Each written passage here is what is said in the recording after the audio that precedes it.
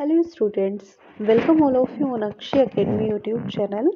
Students, आज इस video में हम मैथ्स प्रैक्टिस पेपर 2 जो DOE ने लॉन्च किया है GNCT ऑफ दिल्ली से, उसका आज हम पार्ट ए का सेकंड सेक्शन जो है वो हम डिस्कस करेंगे। ओके, इससे पहले हम पार्ट ए का सेक्शन 1 जो है वो डिस्कस कर चुके हैं। अगर आप लोगों ने अभी तक वो वीडियो नहीं देखा है तो मैं डिस्क्रिप्शन में आपको प्लेलिस्ट का लिंक शेयर कर दूंगी, आप वहां से देख सकते हैं। ठीक है, तो चलिए हम स्टार्ट करते हैं। यहाँ पर इसका जो पार्ट ए का सेक्शन सेकंड है, इसमें हमारे पास केस स्टडी बेस्ड क्वेश्चंस हैं। ठीक है बच्चों, और ये जो केस स्टडी बेस्ड क्वेश्चंस है, इसमें हम क्वेश्चन नंबर 17 जो है उसको लेकर चल रहे हैं। यहाँ पे कॉन्सेप्ट क्या है कि जैसे कि आपसे कहा जा रहा है कि भारत में भूमिगत होदी जो होती है यानी कि टैंक, वो प्रचलन में है। इसका मतलब ये हुआ, आप देख पा रहे होंगे कि यहाँ पर जमीन के अंदर क्या है, एक टैंक बना हुआ है, बन रहा है ना। और इस टैंक की आपके पास जो शेप है वो कैसी है, क्यूबॉइड शेप है। तो अंडरग्राउंड वाटर जो है यहाँ पे आप क्या कर सकते हो, कलेक्ट कर सकते हो, वाटर को कलेक्ट कर सकते हो। So this is very famous in India. Okay, इसका उपयोग बहुत अधिक मात्रा में पानी इकट्ठा करने के लिए किया जाता है और सीमेंट जैसी सामग्री से ये सस्ते में निर्मित किया जा सकता है। क्लियर बच्चा? तो आपके पास कॉन्सेप्ट है कि ये जो आप यूज़ किया जाता है बहुत सारा, okay, large water sum up करने के लिए यूज़ किया जाता है।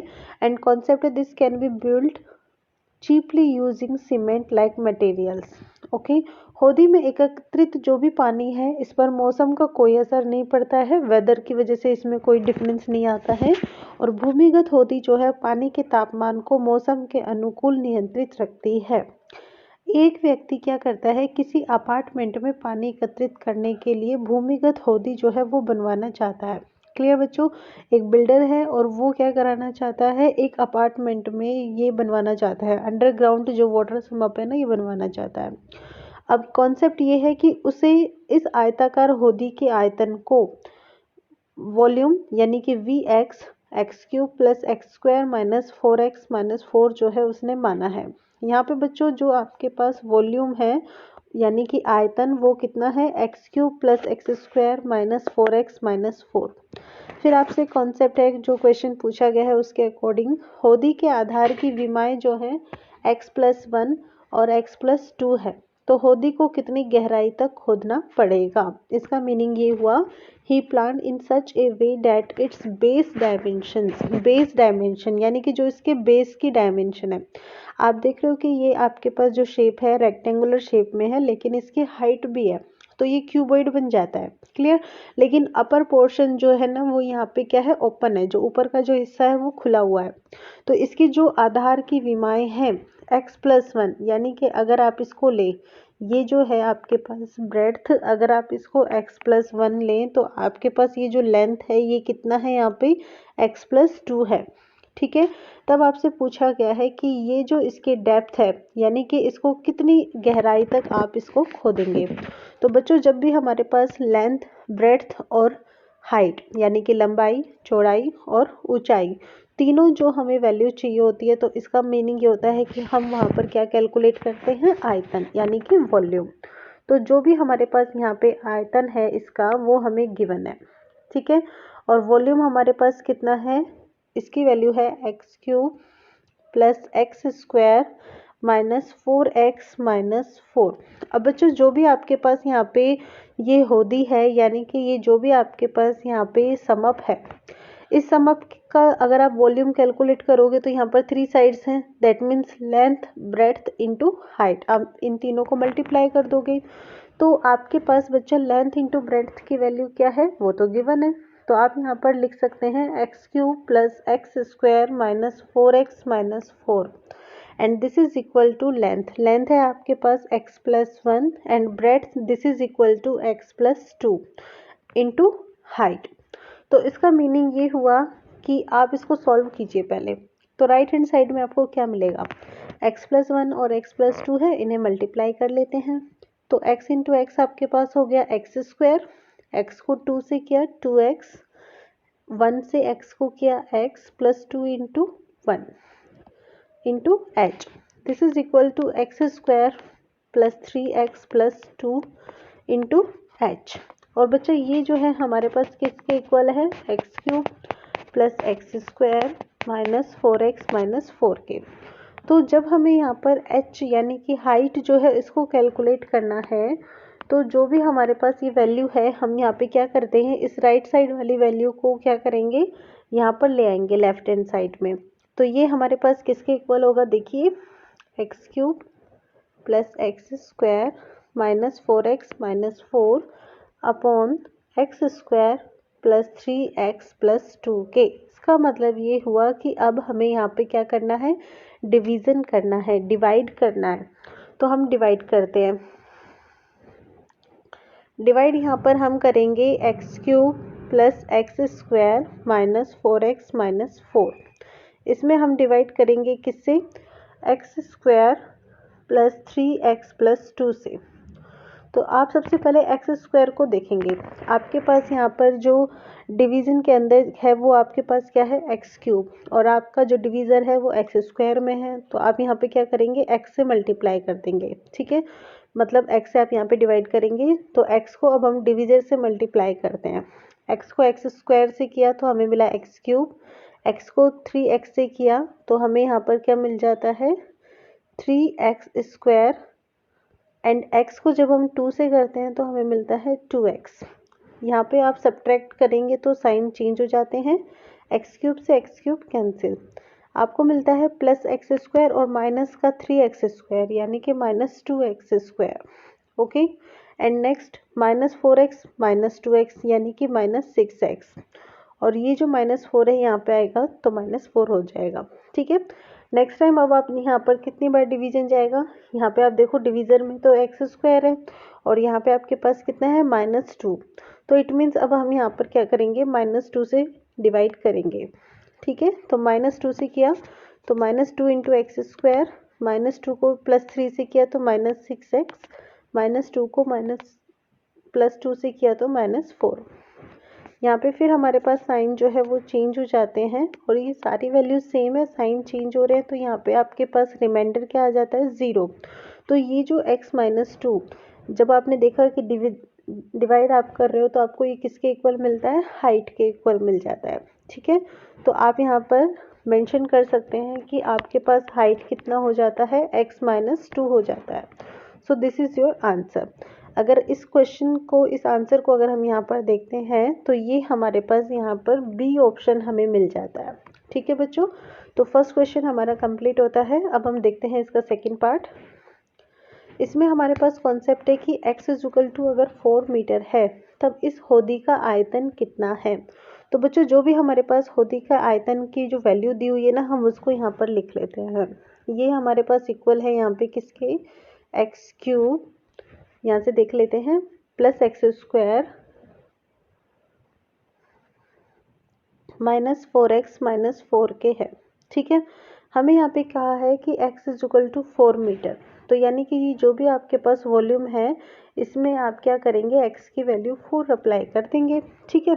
तो 4 क्यूब, फिर उसके बाद यहाँ पे प्लस है आपके पास में 4 स्क्वायर माइनस 4 इंटू 4, और ये माइनस 4। आप सॉल्व कीजिए, 4 का cube that means 64 plus 4 square that means 16 minus 4 into 4 16 minus 4, 16 से 16 कैंसिल, और अब हमारे पास बचता है 64 माइनस 4, और 64 माइनस 4 हमारे पास कितना हो जाएगा, 60। So 60 metre cube is the correct answer. Clear. Next अब हम ले लेते हैं थर्ड पार्ट।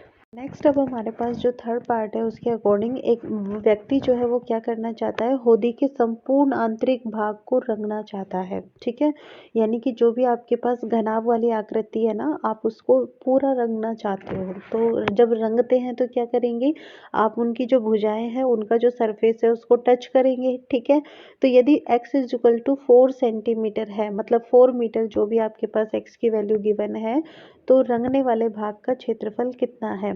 तो बच्चों कॉन्सेप्ट है, if x is equal to 4 and the builder wants to paint the entire inner portion, और कॉन्सेप्ट देखो इंक्लूडिंग रूफ। अब आपको जो इसका रूफ है ना, यानी कि जो उसकी छत है, ऊपर का जो पोर्शन है उसको भी यहाँ पे काउंट करना है।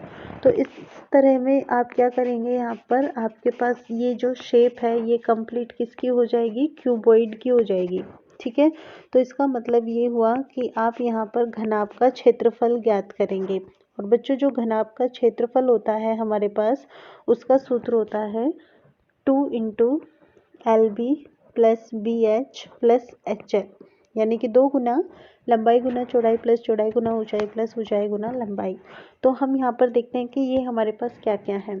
अब जैसे हमें हमारे पास जो प्रथम जो हमारे पास पार्ट है, फर्स्ट पार्ट, उसमें क्या बोला था कि x की वैल्यू तो x प्लस 2 है हमारे पास लेंथ, ठीक है। और ब्रेड्थ हमारे पास क्या थी, x प्लस 1, ठीक है।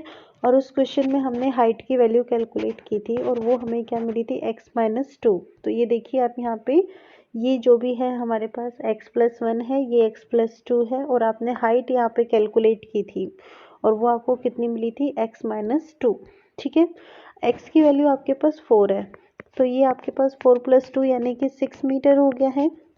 And this is 4 plus 1 that means 5 metre. और हाइट आपके पास है 4 माइनस 2 यानी कि 2 मीटर, ठीक है। तो अब हमें क्या करना है, एरिया यानी कि जो क्षेत्रफल है वो ज्ञात करना है। तो हम इन सब के मान रख देते हैं। तो 2 इंटू एल, एल कितना है जी, 6, ठीक है।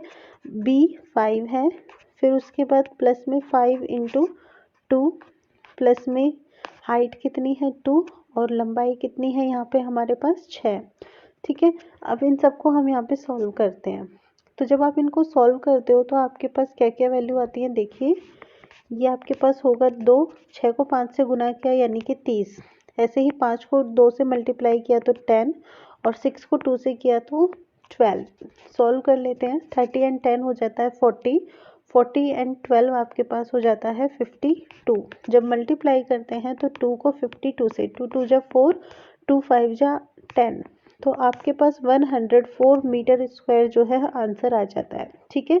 इसका मीनिंग ये हुआ कि जो डी ऑप्शन है हमारे पास वो करेक्ट आंसर हमारा हो जाता है। तो बच्चों ये आपका थर्ड पार्ट हुआ। अब आप लीजिए इसका फोर्थ पार्ट, जिसमें हमारे पास कॉन्सेप्ट है कि ये जो भी हमने यहाँ पर रंगाई की है, मतलब जो भी हमने यहाँ पे पेंट किया है उसकी हमें कॉस्ट गिवन है, ठीक है। और वो कितनी है हमारे पास, कॉस्ट यानी कि कीमत जो भी हमने की है वो हमें हमारे पास है 25 रुपये प्रति वर्ग मीटर, ठीक है, 25 रुपये प्रति वर्ग मीटर। तो अब आपसे कह रहे हैं कि रंगाई पर कुल कितना खर्चा हुआ। तो बच्चों आपके पास सिर्फ 1 मीटर है ना, सिर्फ 1 वर्ग मीटर जो आपके पास यहाँ पे एरिया यानी कि क्षेत्रफल है, उस पर अगर आप पेंट करते हो तो 25 रुपये आपको खर्च करना पड़ता है, ठीक है। तो टोटल आप क्या करेंगे, टोटल कॉस्ट जो कैलकुलेट करेंगे, तो उसके लिए हम क्या करते हैं कि जो भी हमारे पास रेट होता है उस रेट को हम मल्टीप्लाई कर देते हैं, किससे, एरिया से। इसका मतलब ये हुआ कि अगर आपको यहाँ पर कुल खर्चा ज्ञात करना है, ठीक है, कुल खर्चा, तो जो भी आपके पास लागत आती है एकाक क्षेत्रफल की, आप उसको क्षेत्रफल से गुना कर देते हैं। तो ये कॉन्सेप्ट है हमारे पास। अब जब हम इसको रखते हैं तो लागत तो जी हमारे पास 25 है और क्षेत्रफल हमें कितना मिला था अभी, 104, ठीक है, मीटर स्क्वायर। तो अब हम यहाँ पर इस लागत को, यानी कि ये क्या है हमारे पास, रुपए प्रति वर्ग मीटर स्क्वायर, तो मीटर स्क्वायर से तो मीटर स्क्वायर कैंसिल हो गया, मल्टीप्लाई कर दीजिए।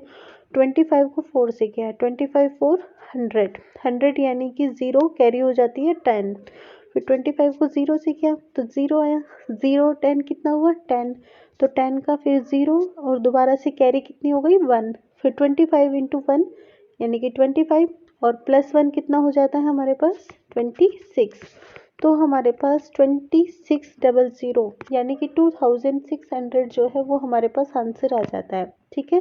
अब नेक्स्ट जो कॉन्सेप्ट है उसमें हमें क्या चाहिए, देखिए फिफ्थ पार्ट, इस भूमिगत होदी की धारिता कितनी है, यानी कि हमें यहाँ पर ये बताना है कि जो भी हमारा आयतन है वो लीटर में कितना है।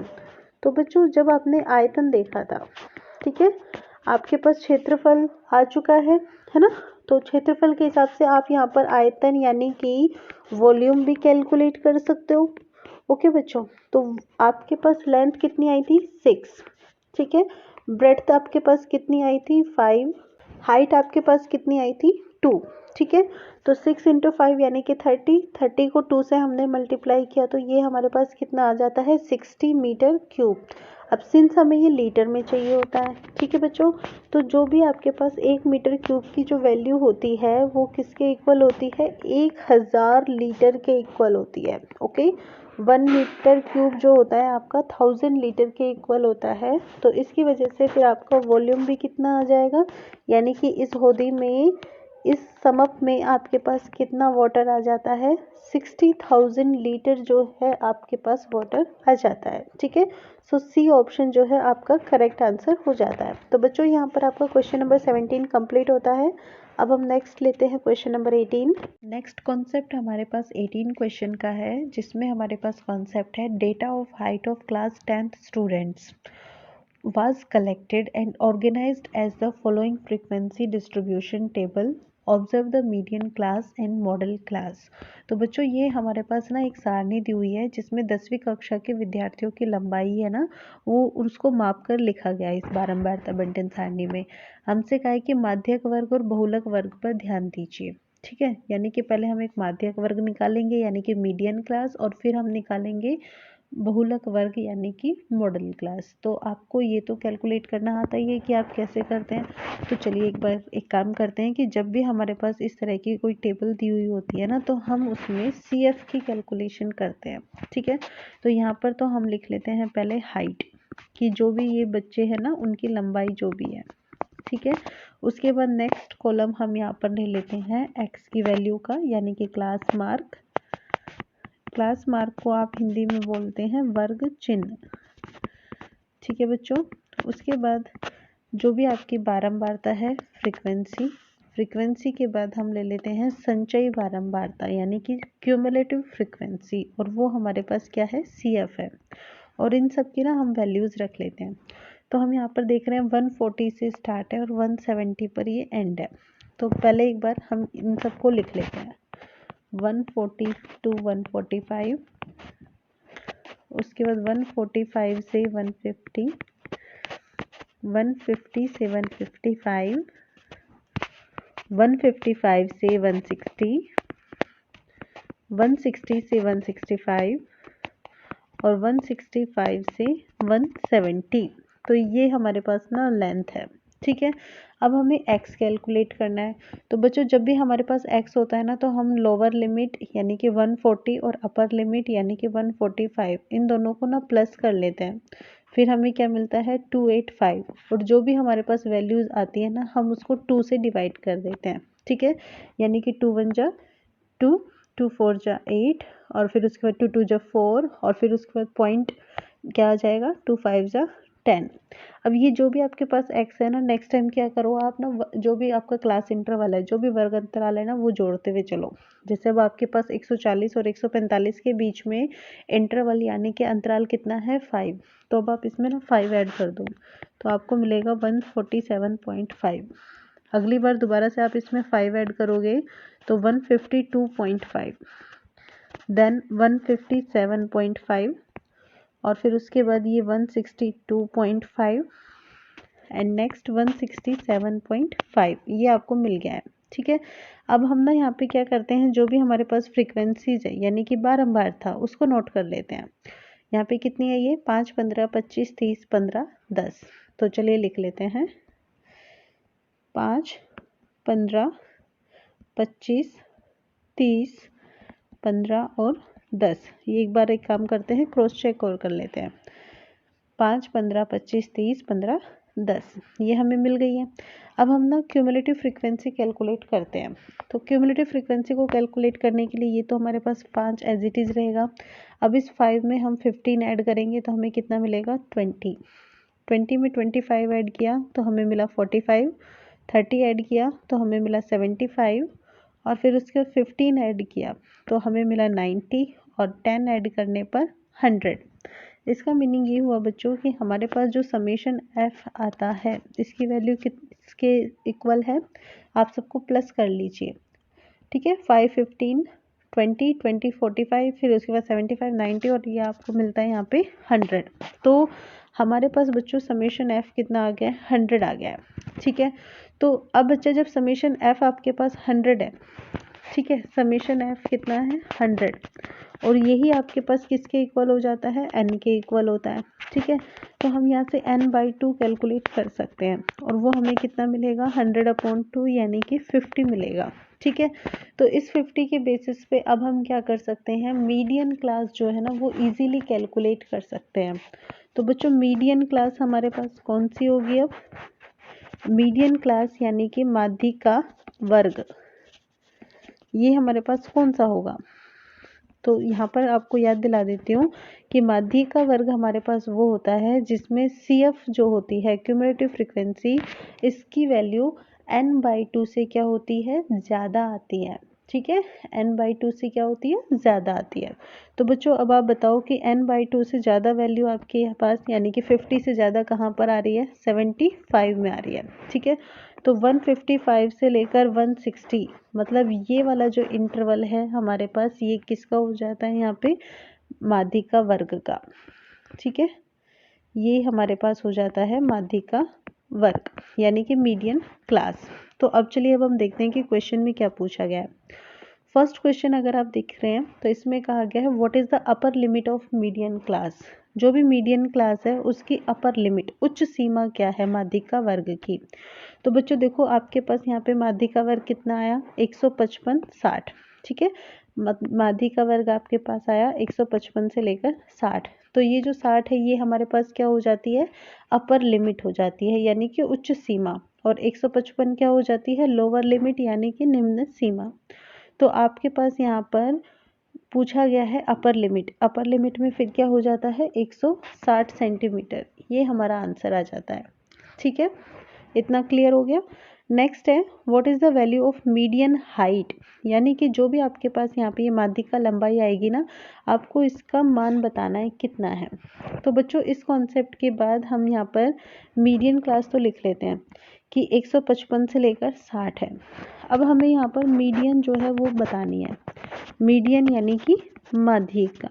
इसका हमारे पास एक फॉर्मूला होता है, इसके according L + n/2 - CF upon F × H होता है। इसके अकॉर्डिंग ना हम बाकी सबकी वैल्यूज़ रख लेते हैं। तो देखो L तो हमारे पास क्या होती है, जो भी माध्य का वर्ग होता है उसकी लोअर लिमिट होती है L। ठीक है, तो बच्चा आपके पास यहाँ पर L की वैल्यू कितनी है, दिस इज इक्वल टू 155। फिर उसके बाद n/2 वो हमने अभी अभी कैलकुलेट किया, हमें कितना मिला 50। ठीक है, नेक्स्ट CF यानी कि क्यूमुलेटिव फ्रीक्वेंसी। अब ये जो क्यूमुलेटिव फ्रीक्वेंसी होती है हमारे पास स्टूडेंट्स, जो भी हमारे पास मीडियन क्लास होती है ना, उसकी प्रीसीडिंग वाली क्लास की क्यूमुलेटिव फ्रीक्वेंसी होती है। ठीक है, तो हमारे पास यहाँ पर ये कौन सी है 155 से 160, तो 45 जो है वो हमारे पास यहाँ पे क्या हो जाती है, क्यूमुलेटिव फ्रीक्वेंसी हो जाती है जो हमें यहाँ पे चाहिए, दैट मीन्स 45 इसका आंसर है। नेक्स्ट फ्रीक्वेंसी, फ्रीक्वेंसी आपके पास कितनी होती है, फ्रीक्वेंसी यानी कि जो मीडियन क्लास की ही आपके पास बारंबारता होती है, माध्य का वर्ग की ही आपके पास जो बारंबारता है, और वो कितनी है हमारे पास 30 है। ठीक है, तो यहाँ पर आपके पास F की वैल्यू क्या होगी 30, और H यानी कि वर्ग अंतराल, तो 145 में से 140 को माइनस कर दीजिए, वर्ग अंतराल आपके पास कितना आ गया 5 आ जाता है। ठीक है, सबकी वैल्यूज अप्लाई कर दीजिए, आपको माध्यिका मिल जाएगी। तो इसके लिए हम जब फॉर्मूला रखते हैं उसमें माध्यिका यानी कि मीडियन, तो उसमें L मीन्स 155 प्लस n/2 कितना है हमारे पास 50 माइनस CF यानी कि 45 अपॉन F फ्रीक्वेंसी है जी 30, और मल्टीप्लाई कर रहे हो किससे, H से, H कितना है 5। सॉल्व कीजिए 155 प्लस 5/30, और यहाँ पर ये किससे मल्टीप्लाई हो रहा है 5 से, तो 5 से 30 जो है वो 6 टाइम कैंसिल हो जाता है, तो हमारे पास बचता है 155 प्लस 5/6। अब आप यहाँ पे क्या करेंगे, 5 में ना 6 से डिवाइड कर देंगे। ठीक है, तो यहाँ पे 5 है तो यहाँ पे आपके पास क्या हो जाएगा 0 पॉइंट, तो 50 हो जाएगा, 50 यानी कि 6 8 जा 48। ठीक है 48, तो आपके पास 2 बच जाता है, 20 यानी कि 20, तो 20 हो जाता है, तो 6 3 जा आपके पास कितना हो जाता है 18 हो जाता है।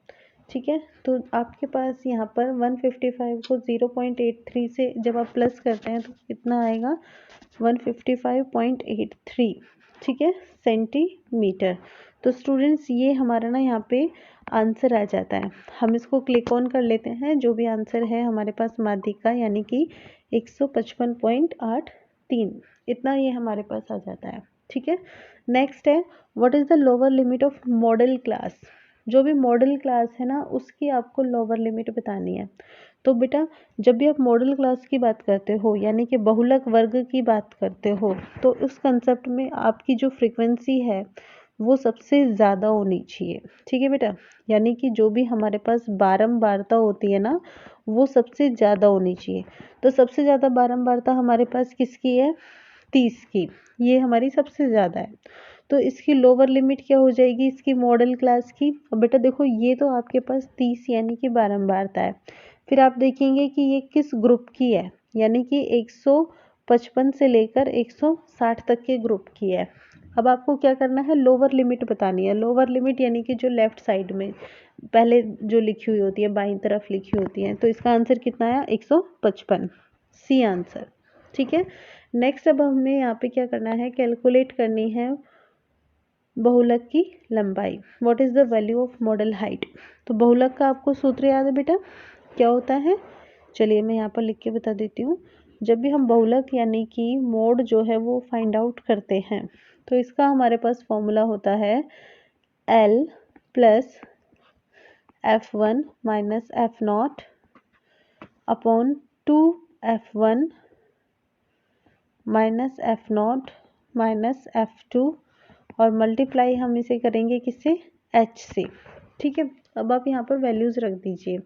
अभी अभी आपने देखा कि जो आपके पास मोड क्लास है अभी अभी हमने बताई, यानी कि जो बहुलक का वर्ग है, ठीक है बहुलक वर्ग वो हमारे पास कितना है 155 से लेकर 160 है जी। ठीक है, बहुलक वर्ग हो गया 155 से 160। तो आपके पास L की वैल्यू कितनी है 155 है। ठीक है, इसके बाद है F1। F1 हमारे पास क्या होती है कि जो भी हमारे पास मॉडल क्लास होती है, ठीक है मॉडल क्लास की फ्रीक्वेंसी होती है, तो मॉडल क्लास की फ्रीक्वेंसी यहाँ पे कितनी है 30 है।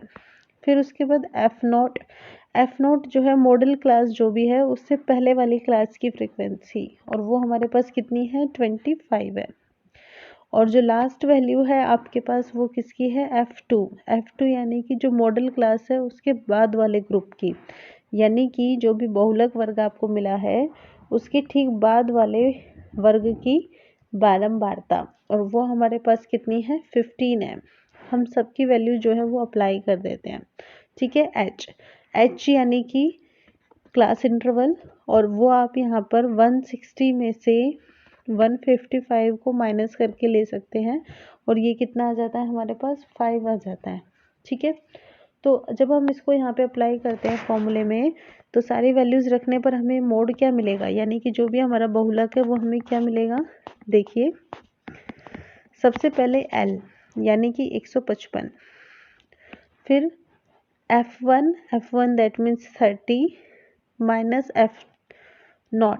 F0 यानी कि 25 अपॉन 2F1 यानी कि 2 into 30 minus F0 that means minus 25 and minus F2 यानी कि 15, और ये मल्टीप्लाई किससे होगा 5 से। अब आप इसको सॉल्व कर लीजिए।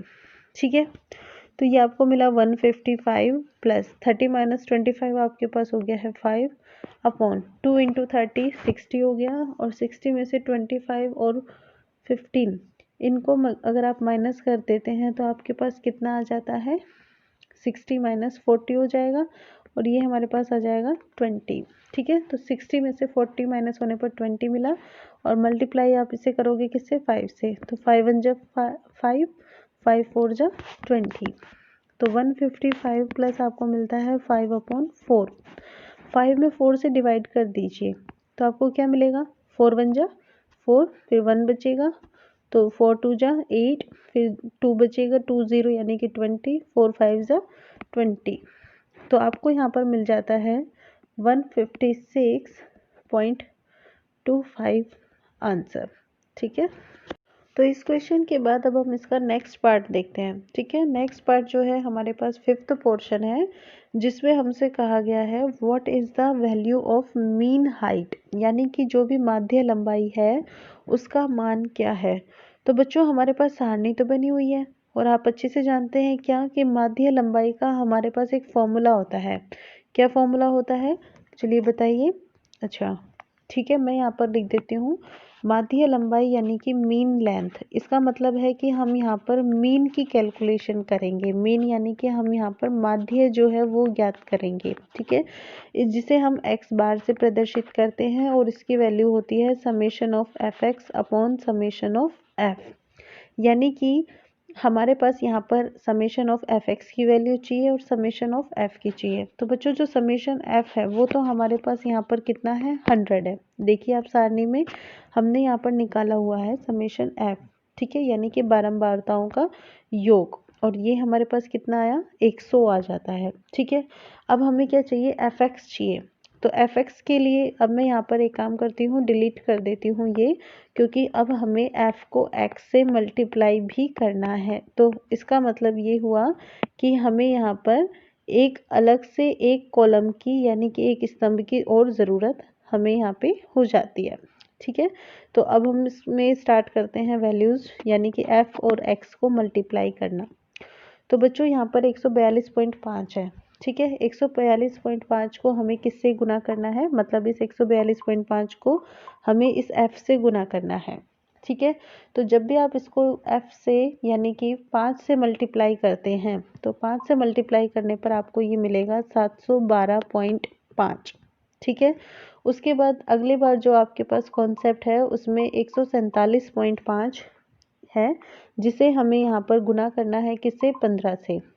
तो जब हम इसको गुना करते हैं तो हमें यहाँ पर मिल जाता है 2212.5। ठीक है, नेक्स्ट टाइम 152.5 है। ठीक है, और इसे हमें 25 से गुना करना है। तो 25 से गुना करने पर हमें ये मिल जाता है 3812.5। ठीक है, फिर 157.5 को हमें गुना करना है 30 से। ठीक है, जब हम 30 से गुना करते हैं तो 30 से गुना करने के बाद हमें यहाँ पर मिलता है 4725।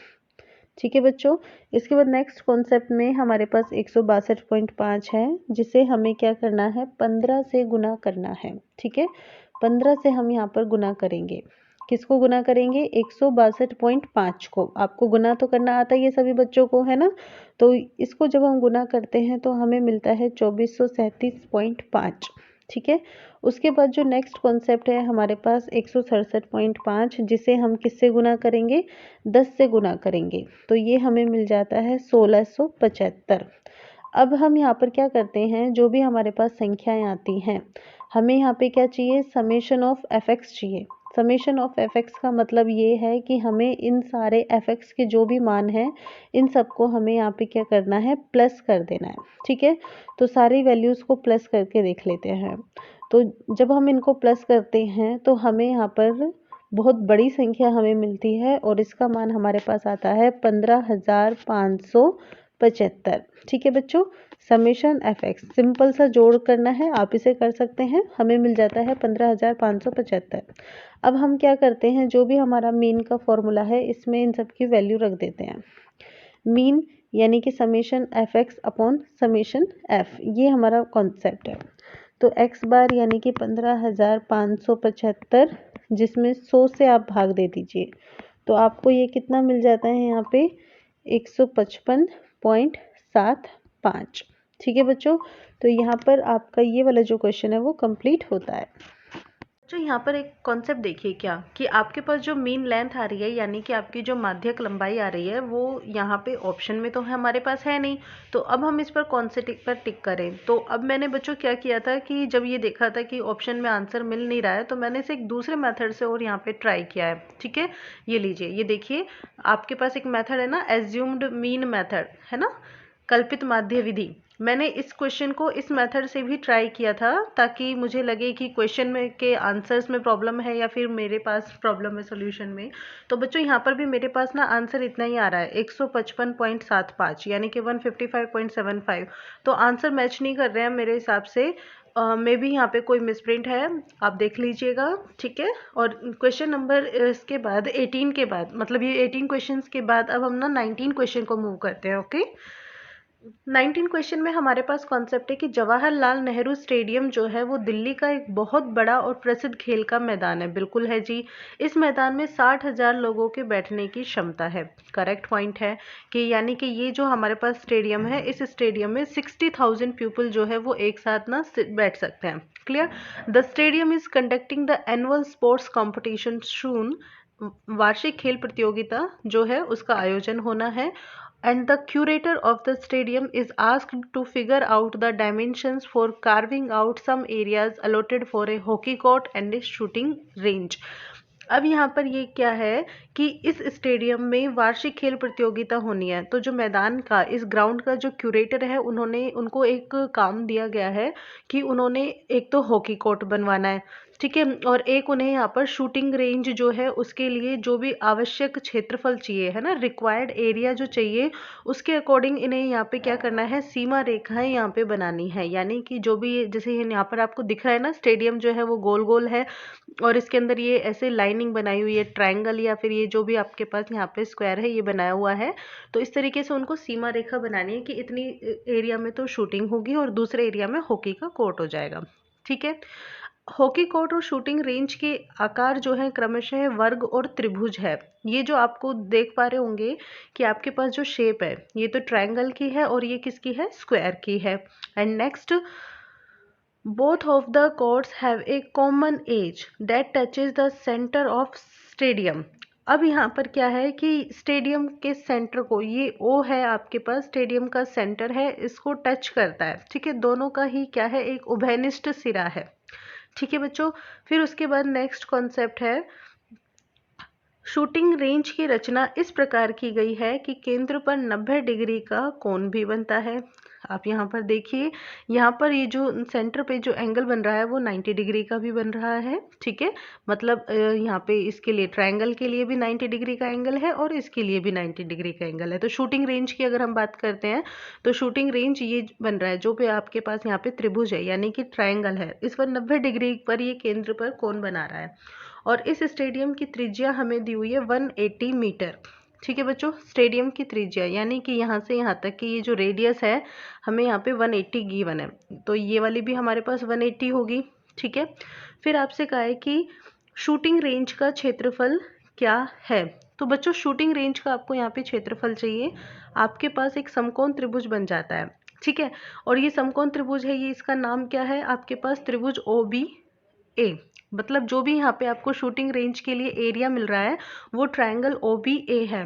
तो अगर हम यहाँ पे क्या करते हैं, ट्रायंगल OBA को अलग से यहाँ पर बनाने की कोशिश करें तो ये हमारे पास O पर क्या बन रहा है, यहाँ पे 90 डिग्री का एंगल बन रहा है, ठीक है। एंड B, तो ये वाली जो साइड होगी हमारे पास किसकी होगी, बेस, बेस यानी कि आधार।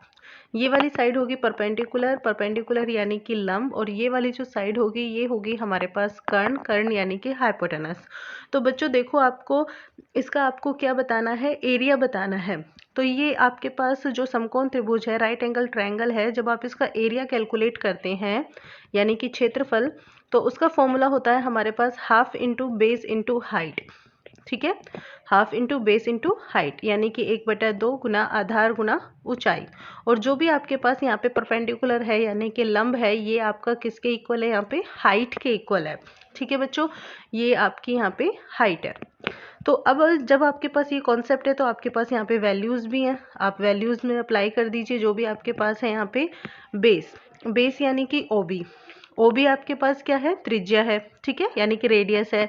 और ऊंचाई आपके पास क्या है, OA, वो भी आपके पास क्या है, रेडियस यानी कि त्रिज्या है। और त्रिज्या हमें यहाँ पर कितनी दी हुई है, त्रिज्या हमें क्वेश्चन में दी हुई है, देखिए, the radius of the stadium is 180 metre, 180 metre जो है हमें यहाँ पर त्रिज्या दी हुई है। तो हम यहाँ पर 180 लिखेंगे, ठीक है। सॉल्व करेंगे तो 2 से ये 9 0 टाइम कैंसिल हो जाएगा। अब 18 को 9 से मल्टीप्लाई कर लेते हैं, ठीक है। जब 18 को हम 9 से मल्टीप्लाई करते हैं तो हमें कितना मिलता है, 18 9 जा 162 और ये 2 जीरोस तो 16200 मीटर स्क्वायर, ये हमारा यहाँ पे आंसर आ जाता है, ठीक है। और ये जो आंसर है हमारा बी पार्ट का है, तो बी ऑप्शन जो है वो हमारा सही आंसर है, ठीक है। सेकंड क्वेश्चन देख लेते हैं, हाई कोर्ट का क्षेत्रफल कितना है। अब बच्चों हाई कोर्ट का क्षेत्रफल आपसे पूछा है, ठीक है। हाई कोर्ट का क्षेत्रफल अगर आप देखोगे तो आपके पास यहाँ पे क्या बना हुआ है, ये स्क्वायर बना हुआ है और इस स्क्वायर को आप क्या नेम दे रहे हो, OCDE। तो चलिए अब हम इस स्क्वायर को भी अलग से बनाकर देख लेते हैं। सेकेंड पार्ट में ये आपके पास स्क्वायर है, ठीक है, ये O है और फिर उसके बाद C E और D। हमें ना ये जो स्क्वायर है इसकी जो साइड्स है यानी कि इस वर्ग की भुजाओं के बारे में तो अभी तक कुछ नहीं बताया, लेकिन अगर हम ऐसे यहाँ पर O से D को मिलाते हैं, O से D को मिलाते हैं तो ये हमारे पास क्या बन जाती है, त्रिज्या बन जाती है ना। ये हमारे पास त्रिज्या भी बनती है और इस वर्ग का विकर्ण यानी कि डायगोनल भी बन जाता है। तो कॉन्सेप्ट तो ये हुआ कि जो भी हमारे पास यहाँ पे रेडियस है इस सर्कल की वो हमारे डायगोनल के इक्वल है ना, डायगोनल ऑफ स्क्वायर। इसका मतलब ये हुआ कि जो भी आपकी त्रिज्या है वो आपके वर्ग के विकर्ण के बराबर है। अब बच्चों जब वर्ग का विकर्ण ही आपके पास आ चुका है तो वर्ग का विकर्ण का क्या फॉर्मूला होता है, ये आपके पास बराबर होता है √2 इंटू भुजा, ठीक है। That means this is the √2 of side और ये आपके पास किसके इक्वल है, त्रिज्या के। तो आप यहाँ पर इसकी वैल्यू कैलकुलेट कर सकते हो साइड की, कैसे, साइड यानी कि अगर हम यहाँ पर √2 इंटू स्मॉल a से प्रेजेंट करें तो a की वैल्यू क्या होगी, r/√2 आ जाएगा, ठीक है। तो r यानी कि 180 मीटर और √2 ये हमारे पास यहाँ पे आ जाती है, इस वर्ग की भुजा आ जाती है, ठीक है। ये आपकी वर्ग की यानी कि स्क्वायर की भुजा आ जाती है। अब आपको इसका क्षेत्रफल फाइंड आउट करना है, क्षेत्रफल यानी कि एरिया। तो एरिया के लिए फॉर्मूला क्या होता है, भुजा स्क्वायर, है ना, यानी कि साइड स्क्वायर। तो साइड स्क्वायर में आप a का क्या करेंगे, स्मॉल a की वैल्यू का क्या करेंगे, स्क्वायर कर देंगे। तो जब आप स्क्वायर करेंगे तो आपको यहाँ पे मिलेगा 180/√2 और इसे 2 टाइम मल्टीप्लाई करना है तो 180/√2। बच्चा जब √2 से मल्टीप्लाई होता है तो आपके पास कितना आ जाता है, 2 आ जाता है, ठीक है। सो 2 से आपने इसे कैंसिल किया, 2 9 जा 18 एंड ये 0, 18 9 कितना हो गया, 16200। तो इसका भी आंसर आपको कितना मिला, 16200। तो यानी कि शूटिंग रेंज भी आपकी है ना और हाई कोर्ट भी, दोनों का ही आपके पास एरिया कितना आ गया है, 16200 आ गया, ठीक है। अब कॉन्सेप्ट है कि क्यूरेटर के पास अन्य खेलों के लिए स्टेडियम का कितना क्षेत्रफल उपलब्ध है, अन्य खेलों के लिए। तो बच्चा जो भी आपके पास यहाँ पे सर्कल था, ठीक है, हमारे पास यहाँ पर जो शेप थी वो किसकी थी, सर्कल की थी। सर्कल में हमने क्या किया, एक तो जी ट्रायंगल हटा दिया यहाँ से, ठीक है, यानी कि जो भी हमारे पास शूटिंग रेंज आ रही थी हमने एक तो वो हटा दिया है और शूटिंग रेंज का हमारे पास कितना क्षेत्रफल आया है यहाँ पे, 16200। और ऐसे ही अब हमने यहाँ पर से वर्ग जो है वो भी हटा दिया है और जब हम वर्ग ऐसे हटाते हैं तो उसका भी क्षेत्रफल हमारे पास कितना आया है, 16200। इसका मतलब ये हुआ कि हमें जो अन्य खेलों के लिए चाहिए है ना, अदर जो भी गेम है उनके लिए जो भी यहाँ पर एरिया चाहिए तो उसको हम यहाँ पर क्या करेंगे, सर्कल के एरिया में से माइनस कर देंगे इनका, ठीक है, एरिया फॉर अदर गेम।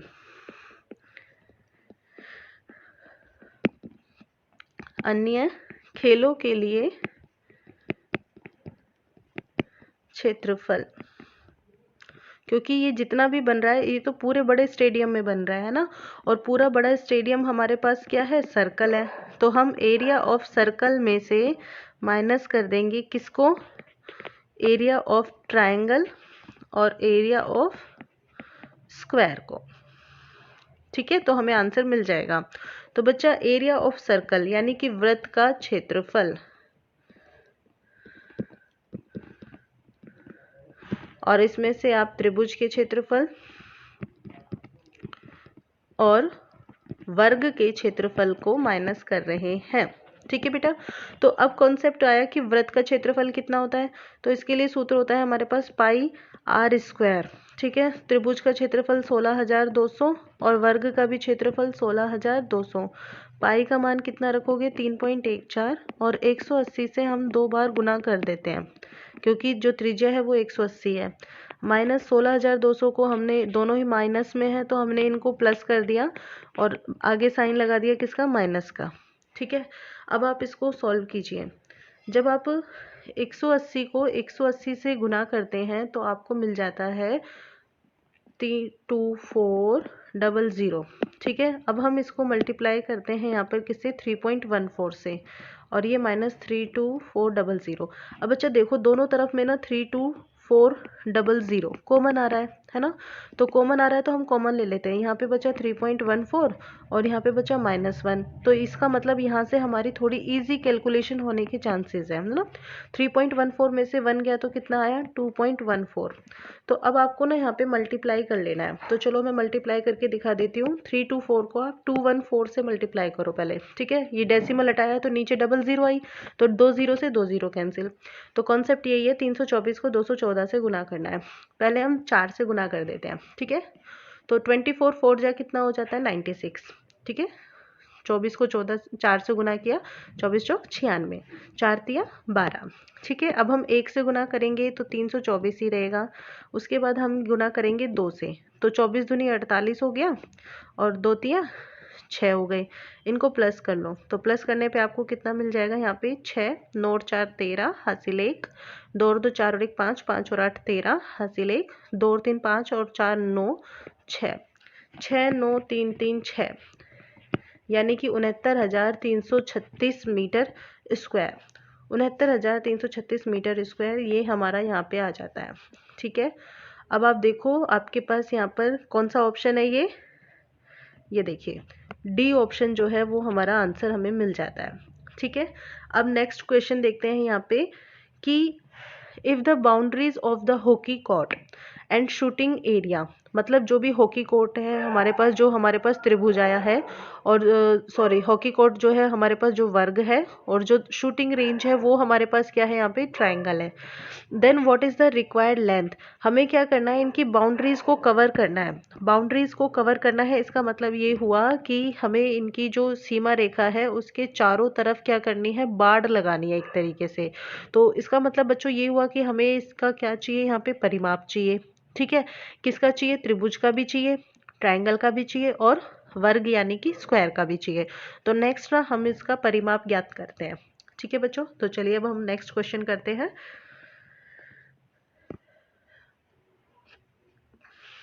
परिमाप के लिए ये हमारा थर्ड पार्ट हो गया ना, अब हम फोर्थ पार्ट करेंगे, तो यहाँ कर लेते हैं। काफ़ी स्पेस है अभी, चिंता मत कीजिए।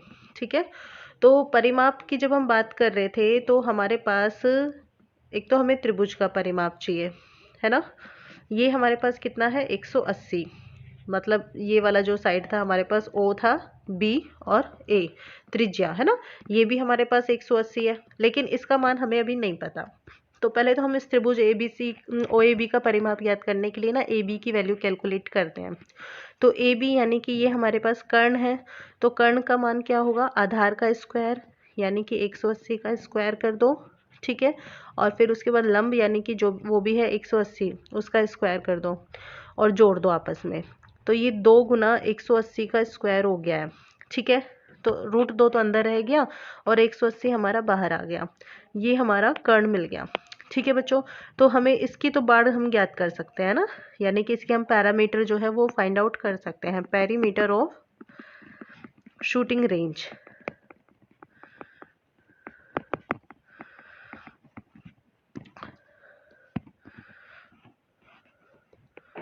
शूटिंग रेंज की परिमाप, तो परिमाप में हम तीनों भुजाओं को जोड़ देंगे। ठीक है, तीनों भुजाएं यानी कि O A plus O B plus A B. O A की वैल्यू हमारे पास 180 है, ओ बी भी हमारे पास कितना था 180, और ये हमारे पास आया है 180√2। ठीक है बच्चों, अब आप यहाँ पर देखते हो कि 180 जो है वो कॉमन आ रहा है, ले लीजिए। अंदर क्या बचा, 1 + 1 + √2, यानी कि 180 2 प्लस √2। आप इसको ऐसे भी लिख सकते हैं, या फिर आप चाहे तो इसको क्या कर सकते हैं, 180 को मल्टीप्लाई भी कर सकते हैं। जैसे 180 दूनी 360 हो गया, मतलब अगर हम सीधा डायरेक्ट जोड़ दें ऐसे तो 360 प्लस में 180 √2। तो आप किसी भी तरीके से लिख सकते हैं। तो आपको शूटिंग रेंज का तो परिमाप मिल गया। अब शूटिंग रेंज के बाद हमारे पास जो दूसरी आकृति है बच्चों, वो किसकी है, वर्ग की है। ठीक है, यानी कि स्क्वायर की है। तो हम इसका भी यहाँ पे बाड़ लगाना चाहेंगे इसके चारों तरफ, तो हमें इसका भी परिमाप चाहिएगा, वर्ग का परिमाप। और वर्ग का परिमाप हमारे पास क्या होता है, वर्ग का परिमाप यानी कि पैरामीटर ऑफ स्क्वायर, ये हमारे पास होता है 4 इंटू साइड्स। ठीक है, यानी कि 4 गुना भुजा। तो इसमें हम ना जो भी हमारे पास साइड आई है हम उसको 4 से मल्टीप्लाई कर देंगे। तो बच्चों देखो, अभी अभी हमने जो क्वेश्चन किए थे उनमें हमारे पास कहीं पे हमने साइड कैलकुलेट की थी ना। देखिए ये रही, ये रहा आपके पास, यहाँ पे हमने साइड कैलकुलेट की थी और ये कितनी आई थी, 180/√2। तो हम इसको यहाँ पे लिख लेते हैं 180/√2। तो 4 गुना 180/√2। ठीक है, अब आप ना यहाँ पे √2 है, इसको हटाना चाहोगे एक तरीके से। तो जब इसको हटाना चाहेंगे ना तो हम √2 से ही ऊपर नीचे क्या करते हैं, मल्टीप्लाई कर लेते हैं। तो 4 को 18 से गुना किया, या फिर अभी ऐसा ही लिख देते हैं 4 गुना 180 और ये √2 और बटे में क्या, √2 इंटू √2 तो कितना हो गया, 2। तो 2 से ये 2 दूनी 4 कैंसिल हो जाएगा, तो आपको कितना मिलेगा, 360√2। अब बच्चा ये वर्ग का परिमाप आ गया और ये त्रिभुज का परिमाप आ गया। दोनों को जोड़ देते हैं, तो दोनों को जोड़ देंगे तो हमारे पास जो भी हमें आवश्यक परिमाप चाहिए वो हमें मिल जाएगा। तो अब हम यहाँ पर लेते हैं आवश्यक परिमाप।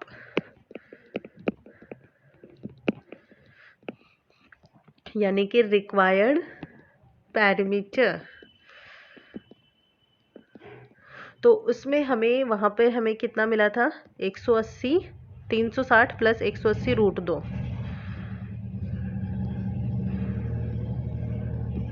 और यहाँ पर हमारे पास कितना है, 360√2। हमने इनको जोड़ दिया तो 360, और यहाँ से अब आप देखो 180 और 360 है और √2 कॉमन आ रहा है। ठीक है, तो हम √2 को कॉमन ले लेते हैं पहले। तो हमारे पास क्या आएगा, 180 प्लस 360, इनको जोड़ दीजिए।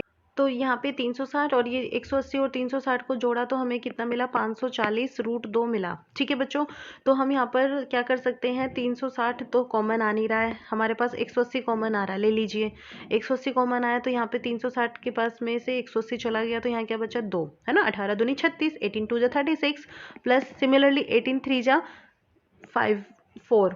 क्लियर। और ये आपके पास क्या है, 2 प्लस 3√2। तो 180 इंटू 2 प्लस 3√2 हमारा आंसर है। तो देखो चलो हम देखते हैं ऑप्शन में, 180 प्लस 2 इंटू 180 2 प्लस 3√2, ये हमारा आंसर है। तो देखो यहाँ पे ये हमें मिल रहा है, बिल्कुल मिल रहा है, fourth part, sorry B part है ना, 180 और इंटू में क्या है 2 प्लस 3√2। तो ये हमारा आंसर हो जाता है। बाड़ की हमें कुल लंबाई मिल जाती है, जो भी हमें रिक्वायर्ड पैरामीटर होता है वही होता है। अब कहता है कि बाड़ लगाने पर प्रति मीटर 6 रुपये का खर्च है। Okay, the cost of fencing is ₹6 पर मीटर। यानी कि जो भी हम बाड़ लगा रहे हैं, फेंसिंग कर रहे हैं, उसका 6 रुपीज़ पर मीटर का स्क्वायर का हमारा पर मीटर स्क्वायर का हमारा क्या है, कॉस्ट है। तो बाड़ लगाने पर होने वाला कुल खर्च क्या है, मतलब हमें टोटल फेंसिंग जो है ना वो फाइंड आउट करनी है। तो बच्चा जो भी हमारे पास रिक्वायर्ड पैरामीटर आया है ना, भाई हमें बाड़ जो भी लगानी है, फेंसिंग करनी है, वो तो हमें यहीं पे ही करनी है। ठीक है, ये देखो, तो हम 5th पार्ट में क्या करेंगे, इसी को ही सॉल्व करेंगे। ठीक है, तो रिक्वायर्ड लेंथ यानी कि जो भी हमें आवश्यक भुजा चाहिए, लंबाई चाहिए, वो हमारे पास इतनी आई है, 180 इंटू 2 प्लस 3√2। ठीक है, और जो हमारे पास कॉस्ट है, कॉस्ट यानी कि जो हमारी लागत है, वो हमें कितनी रुपीज़ बोली है, वो हमें बोली है 6 रुपीज़ पर मीटर, प्रति मीटर। यानी कि हम 1 मीटर का अगर लगाएंगे तो हमें 6 रुपीज़ का कॉस्ट आ जाएगा। तो हमारा जो टोटल एक्सपेंडिचर है, यानी कि जो टोटल खर्चा होगा, वो फिर क्या हुआ, तो ये तो हम जानते ही हैं कि जब भी हम खर्चा निकालते हैं तो हम क्या करते हैं, जो भी हमारी कॉस्ट है उसको हम अगर एरिया के लिए दिया हुआ है तो एरिया से मल्टीप्लाई करते हैं, पैरामीटर दिया हुआ है तो हम पैरामीटर से मल्टीप्लाई करते हैं, यानी कि 6 से हम मल्टीप्लाई कर देंगे। ठीक है, तो क्या आ जाएगा, 180 को 6 से गुना करो, 18 6 108।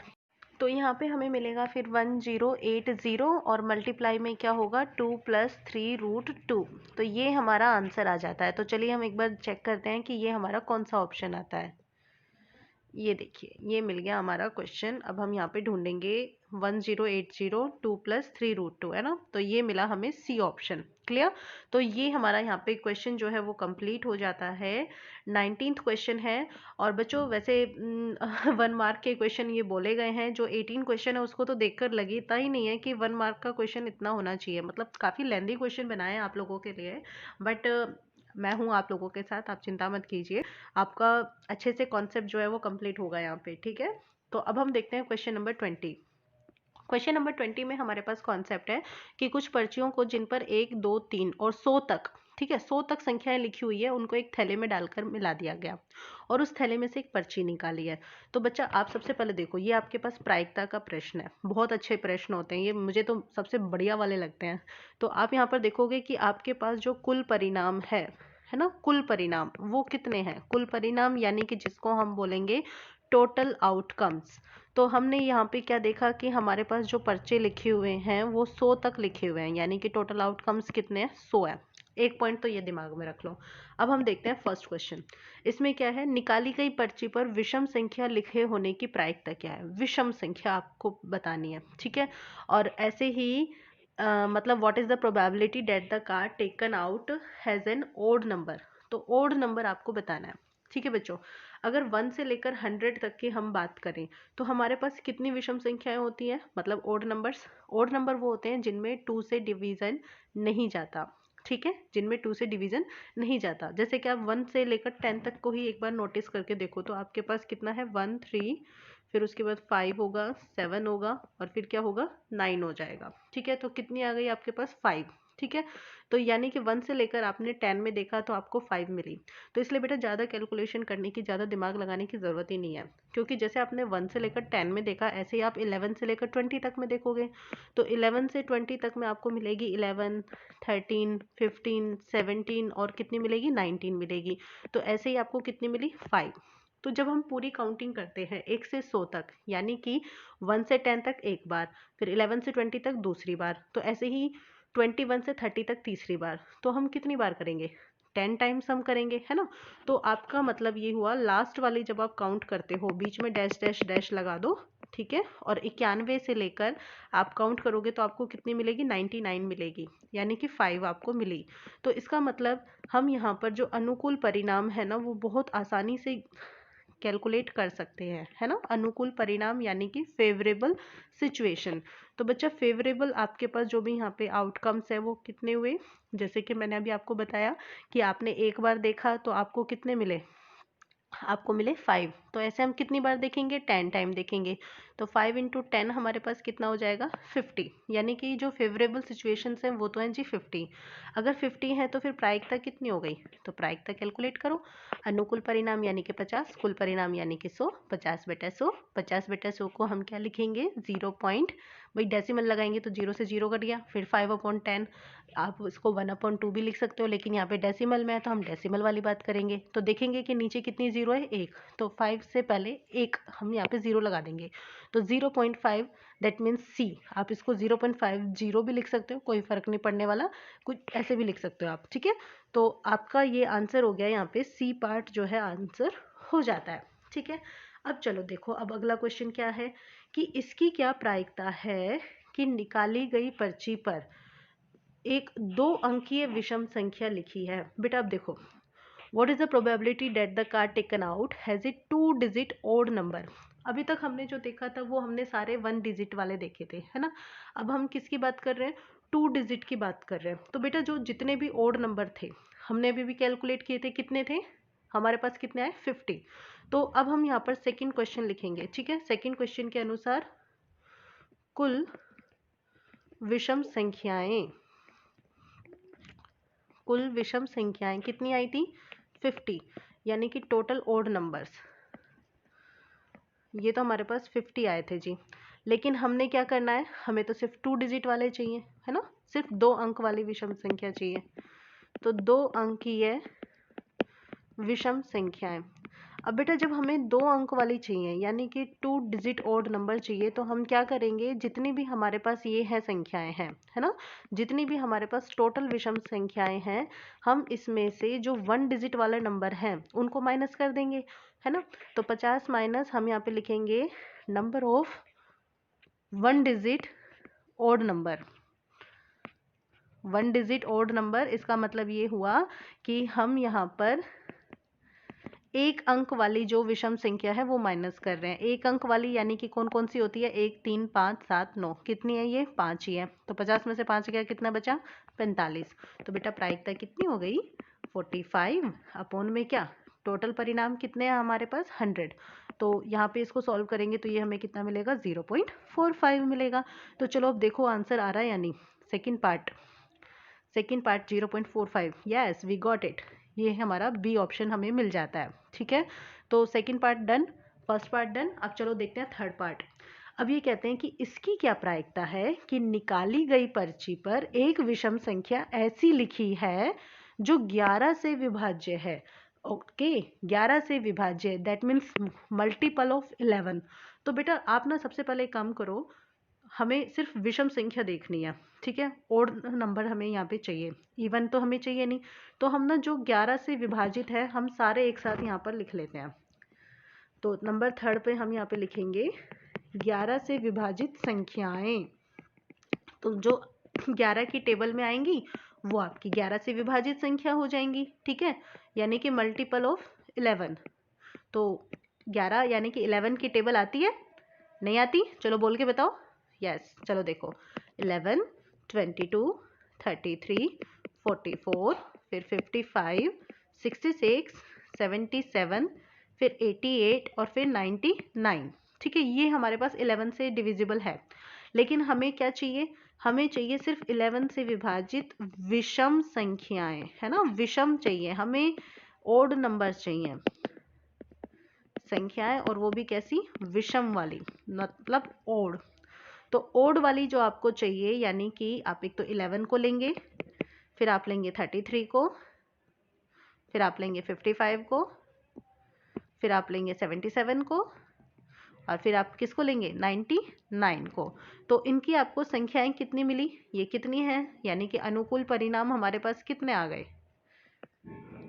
अनुकूल परिणाम, इसका मतलब ये हुआ फेवरेबल आउटकम्स। तो बच्चों ये हमारे पास कितनी आई है, 5 ही आई है बस गिनती की।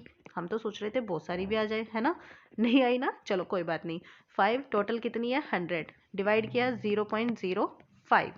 तो चलो देखो थर्ड पार्ट 0.05, 0.05 कहाँ है, ये रहा, ए पार्ट मिल गया आंसर, वेरी गुड। तो थर्ड पार्ट भी हमारा हो गया। ये वाला क्वेश्चन तो देखकर ऐसा लग रहा है कि हाँ 1 मार्क का क्वेश्चन है ना। चलो देखिए नेक्स्ट फोर्थ देख लेते हैं। फोर्थ में कॉन्सेप्ट है, निकाली गई पर्ची पर एक विषम संख्या, अब भी विषम संख्या ही पूछ रहे हैं, ठीक है, जो कि 70 से कम नहीं है, 70 से कम नहीं है यानी कि 70 से ज़्यादा है, ठीक है बेटा। That means what is the probability that the card taken out has an odd number which is not less than 70। तो 70 से वो कम नहीं होना चाहिए। तो चलो फोर्थ वाला देखते हैं, यहाँ देख लेते हैं, यहाँ स्पेस है। ओके 70 से ज़्यादा चाहिए अब आपको, और वो भी क्या चाहिए, विषम संख्या। तो 70 से ज़्यादा विषम संख्या बेटा आपके पास कहाँ से होंगी, 71 से होंगी, है ना। तो जैसे 71 हो गया, ऐसे 73 हो गया, 75 हो गया, 77 हो गया, 79, मतलब 70 से 80, 71 से 80 वाली लाइन में, 71 से 80 में। ऐसे ही 81 से 90 वाली लाइन में मिलेगी, ठीक है, 81 से 90 वाली में मिलेगी, जो वो 81 से कहाँ तक होगी, 89 तक, मतलब 5 ये हैं, 5 ही वो होंगी। फिर उसके बाद अगली हमें मिलेंगी 91 से कहाँ तक, 99 तक। आप चाहे तो देख लेना काउंट करके अच्छे से, हमें ये भी कितनी मिलेंगी, 5 ही मिलेंगी। अब बेटा ये भी 5 मिली है, तो इनकी फेवरेबल हमारे पास कितनी हो गई है, 15 हो गई है। तो इसकी प्रायिकता क्या हो जाएगी, फेवरेबल यानी कि अनुकूल परिणाम 15, टोटल है 100, तो यानी कि 0.15। चलो देखो 0.15 देखो कहाँ गया कहाँ गया कहाँ गया, ये रहा, मिल गया, फोर्थ ऑप्शन मिल गया हमें। कितना? 0.15, 0.15। अब हम देख लेते हैं फिफ्थ। इसकी क्या प्रायिकता है कि निकाली गई पर्ची पर एक विषम संख्या, अभी भी विषम संख्या, जो 11 से विभाज्य नहीं है, मतलब जितनी भी हमने यहाँ पे नंबर है हमारे पास, टोटल विषम संख्याएं, कितनी विषम संख्याएं थी बेटा? देखो टोटल सारी विषम संख्याएं हमने देखा था कि हमारे पास 50 आई थी। यहाँ पे ये देखो हमें 50 मिली थी ना, यानी कि सारी विषम संख्याएं तो 50 है। अब हमें यहाँ पे क्या चाहिए? हमें चाहिए that the card taken out has an odd number, मतलब ओड नंबर तो होना चाहिए but which is not multiple of 11, लेकिन 11 का मल्टीपल नहीं होना चाहिए। तो अभी अभी थोड़ी देर पहले हमने 11 से मल्टीपल जो भी हैं वो भी देखी थी, ठीक है।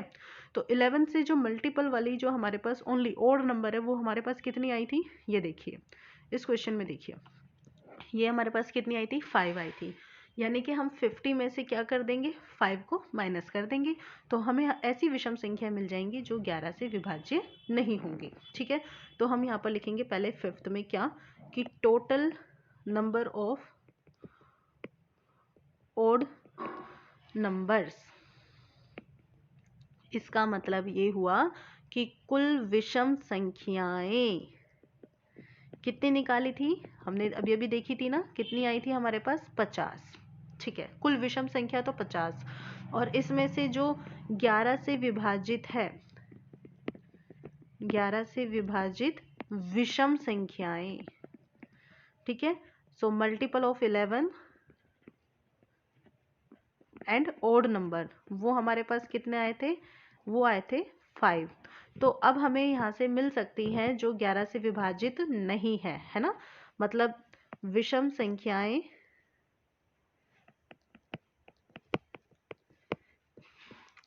जो 11 से विभाजित नहीं है,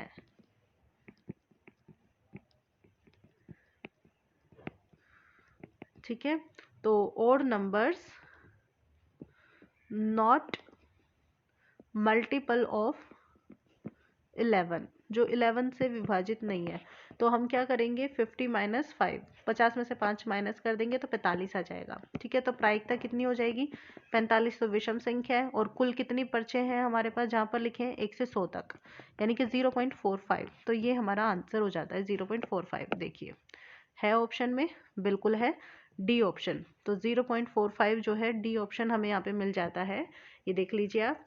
तो ये हमारा यहाँ पे कंप्लीट हो जाता है। तो बच्चों इस तरीके से हमारे जो क्वेश्चन नंबर 20 है, 17 से लेकर 20 तक हमारे जो ओड यहाँ पे केस स्टडी बेस्ड जो क्वेश्चन है वो कंप्लीट होते हैं। आई होप ये वीडियो आपके लिए काफ़ी हेल्पफुल रही होगी। आप प्लीज़ इसे शेयर कीजिएगा अपने फ्रेंड्स के साथ, और चैनल को सब्सक्राइब भी कीजिएगा, लाइक और कमेंट भी कर दीजिएगा, ठीक है, ताकि मुझे थोड़ा सा अच्छा लगेगा।